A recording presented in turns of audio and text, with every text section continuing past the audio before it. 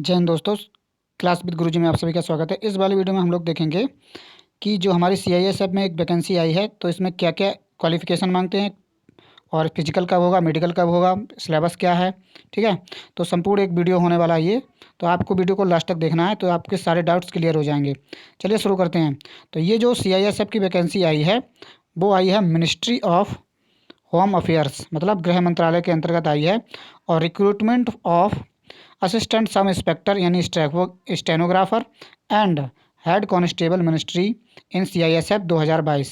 ठीक है, और ये नोटिस जो है कब का है, तो ये आपका नोटिस है जो है 26/9/2022 से 25/9/2010 तक आप भर सकते हैं। और क्लोजिंग डेट है 25/10/2022। तो इसके जो एप्लीकेशन फॉर्म है वो 26 तारीख से शुरू हो चुके हैं। अगर आपने अभी तक नहीं भरा है तो आप भर दीजिए जाके। चलिए देखते हैं इसमें क्या क्या इन्होंने मांगा है। तो ये आपके जो है सबसे पहले देख लेते हैं कि इसका पे स्केल कितना है, कितनी सैलरी आपको मिलेगी।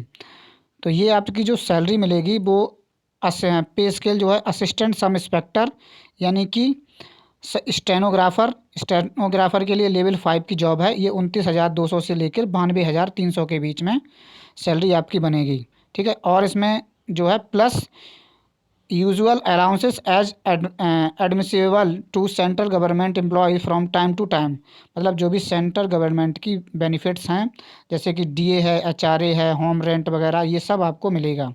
उसके बाद जो हमारी पोस्ट है वो है विदाउट स्टेनोग्राफर, जो मतलब स्टेनोग्राफर का कोर्स नहीं किए हैं, हेड कांस्टेबल की। तो ये लेवल 4 की जॉब है। इसमें आपकी जो सैलरी बनेगी 25,500 से लेकर 81,100 के बीच में बनेगी। क्या क्या इसके लिए क्वालिफिकेशन चाहिए उसको भी हम लोग देख लेते हैं। ब्रश कराना है।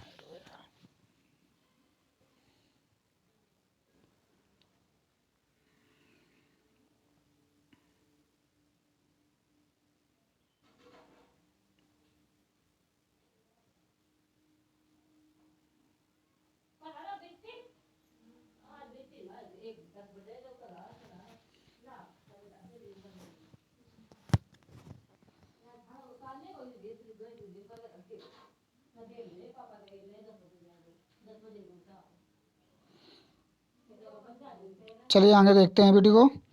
तो जैसे कि नेशनलिटी की बात की जाए तो candidate must be a citizen of India, India का सिटीजन होना चाहिए।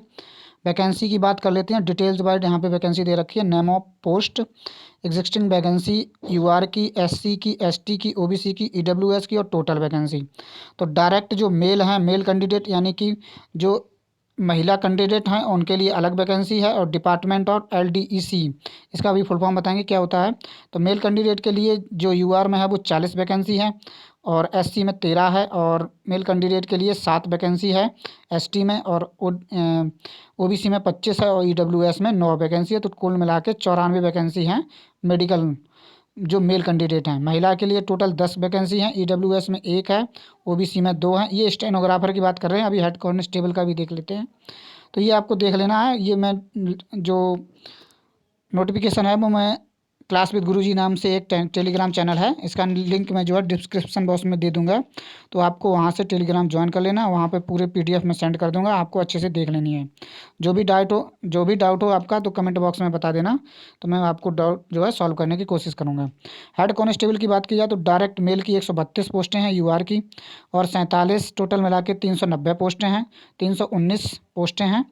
और इसमें जो है EWS की जो पोस्टें हैं वो 34 हैं, सॉरी 31। और टोटल मिला के अगर वैकेंसी की बात की जाए तो 418 वैकेंसी हैं। तो अच्छी खासी वैकेंसी है ऑल इंडिया। ठीक है, उसमें कुछ ज़्यादा मांगते भी नहीं हैं। सबसे पहले आपका जो हो क्या होगा, सबसे पहले आपका जो फिजिकल टेस्ट होगा, उसके बाद डॉक्यूमेंट वेरिफिकेशन होगा। डॉक्यूमेंट वेरिफिकेशन के बाद जो आपका होगा वो होगा रिटन टेस्ट। रिटन टेस्ट के बाद आपका मेडिकल होगा, तो सबसे लास्ट में होगा मेडिकल।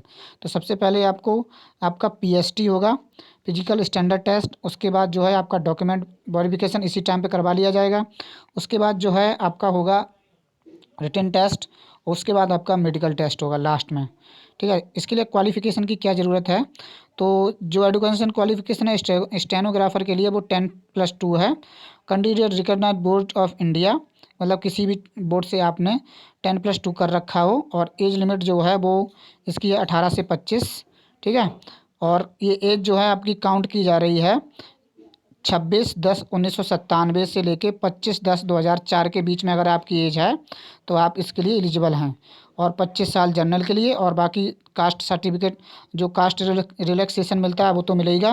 जैसे शेड्यूल कास्ट और शेड्यूल ट्राइब के लिए 25 साल की एज लिमिट होती है, और बैकवर्ड क्लास के लिए 3 साल का। और बाकी डिपार्टमेंट कैंडिडेट हैं जो इनके डिपार्टमेंट काम में कर रहे हैं CISF के, तो वो जो है उनकी 45 साल, और EWS के लिए 40 साल। तो ये आपको देख लेना अच्छे से, मैं टेलीग्राम पर इसको सेंड कर दूंगा। बाकी जो इंपॉर्टेंट चीज़ें हैं वो हम लोग देख लेते हैं। जैसे हाइट की बात की जाए तो हाइट इसमें जो है, 1 मिनट, हाइट जो है इसमें मांग रहे हैं, 1 मिनट, तो मेल की हाइट मांग रहे हैं 165 सेंटीमीटर, फीमेल की मांग रहे हैं 155 सेंटीमीटर, ठीक है। और बाकी बात की जाए आगे, और जिसमें जो मांग रहे हैं, और आगे देख लेते हैं नोटिफिकेशन को। इसका सिलेबस देख लेते हैं। जो सिलेबस जो है आपका SSC GD का जो सिलेबस है, सेम सिलेबस है। जैसे जनरल इंटेलिजेंस यानी कि 25 क्वेश्चन आपके जो रीजनिंग से आएंगे, 25 जनरल नॉलेज से आएंगे, 25 अर्थमेटिक्स से आएंगे, और इंग्लिश या हिंदी में आपको 25। टोटल इसके लिए आपको टाइम मिलेगा 120 मिनट यानी 2 घंटे। इसके बाद बात करें, ये आपका एग्ज़ाम जो है ये जो है 12th स्टैंडर्ड तक का हो सकता है इसमें क्वेश्चन का लेवल। बाकी बात करेंगे स्किल टेस्ट जो है, स्किल टेस्ट आपका जो है, this test will be only qualifying nature, मतलब इसके मार्क्स आपके नहीं जुड़ेंगे, बस आपको क्वालिफाइंग करना है। इसके बाद जो बात करें मेडिकल स्टैंडर्ड, मेडिकल कब होगा, तो ये वाला पैरा आपके लिए बहुत इंपॉर्टेंट है। जैसे after completion of the PhD document written and examination and skill test all the India category wise merit list, मतलब पहले आपका PhD होगा, फिर डॉक्यूमेंट वेरिफिकेशन होगा, उसी टाइम पे हो जाएगा, रिटन एग्जाम होगा, स्किल टेस्ट होगा उसके बाद। फिर उसके बाद बात करी जाए, सबसे लास्ट में होगा मेडिकल स्टैंडर्ड। और मेडिकल स्टैंडर्ड में अगर आपकी रैंक जो है ऑल इंडिया में कैंडिडेट में आ रहे हैं तो आपका मेडिकल होगा, ठीक है, अगर आपके अच्छे नंबर आ रहे हैं। बाकी इन्होंने क्वालिफिकेशन रखा है कि यहाँ पे जनरल वालों को 35% चाहिए, SC ST OBC को 33% चाहिए, तो इससे मेरिट ज़्यादा ही जाती है, तो इसका कोई मतलब है नहीं। मतलब इतने अगर आपके कम नंबर आ रहे हैं तो आप फिर बाहर कर दिए जाएंगे। अगर इससे ऊपर नंबर आ रहे हैं आपके, तो आप जो है आपको रिटन उसमें स्किल टेस्ट के लिए बुलाया जाएगा, स्किल टेस्ट के बाद होगा मेडिकल। आगे देख लेते हैं नोटिफिकेशन को और अच्छे से। जैसे कि बात की जाए तो यहाँ पर इन्होंने एक बहुत ही इंपॉर्टेंट चीज़ लिखी है, जैसे any other candidate than in Hindi और English should be enclosed with translation in Hindi और English duly attested else will be to be not be entertained. मतलब आपका कुल मिला के ये है कि अगर आपका जो भी सर्टिफिकेट है वो हिंदी और इंग्लिश के अलावा किसी और अगर भाषा में है, जैसे मान लो तेलुगु में, तमिल में, कन्नड़ा में, कन्नड़ में, किसी और भाषा में है, तो आपको वो अटेस्ट करवा के ले जाना पड़ेगा। बाकी और बात कर लेते हैं, जैसे कि ये आपका रजिस्ट्रेशन होगा, रजिस्ट्रेशन में आपका मोबाइल नंबर होना चाहिए, ईमेल आईडी होना चाहिए, आधार नंबर होना चाहिए, ठीक है। आधार नंबर, आधार और आईडी प्रूफ में मतलब क्या क्या आपका voter ID card, pan card, passport, इसमें से कोई एक भी हो सकता है आपका।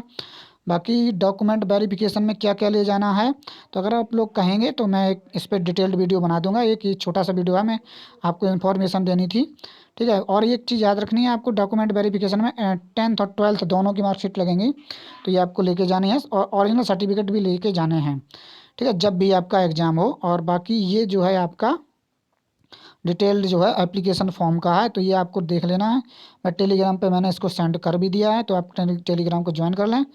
ये आपका फॉर्म है, तो इसमें फ़ोटो जो है कितनी मांगेगी, recent passport size attested photograph of the applicant, attested photograph मांग रहा है। बाकी EWS की ये डिटेल भर रखी है ना, EWS कैसा होना चाहिए, कास्ट सर्टिफिकेट कब से कब तक का होना चाहिए। बाकी जो भी आपका सर्टिफिकेट हो वो आपका हाल ही का बना हुआ हो, ये ज़्यादा अच्छा होगा, ठीक है। और बाकी बात कर लेते हैं, ये आपका फॉर्म हुआ, बस इतना ही था इसमें। तो ये बहुत ही अच्छी वैकेंसी है, तो आप अगर आपकी हाइट है 165 सेंटीमीटर, और तो आप भर सकते हैं, फीमेल में 155 सेंटीमीटर, तो आप भर सकती हैं, ठीक है। चलिए फिर मिलते हैं नेक्स्ट वीडियो में, तब तक के लिए जय हिंद जय भारत। अगर वीडियो अच्छी लगे हो तो वीडियो को शेयर करें और चैनल को सब्सक्राइब करें, ताकि ऐसे ही वीडियो आपको मिलते रहें समय समय पर। चलिए फिर मिलते हैं, जय हिंद, जय भारत।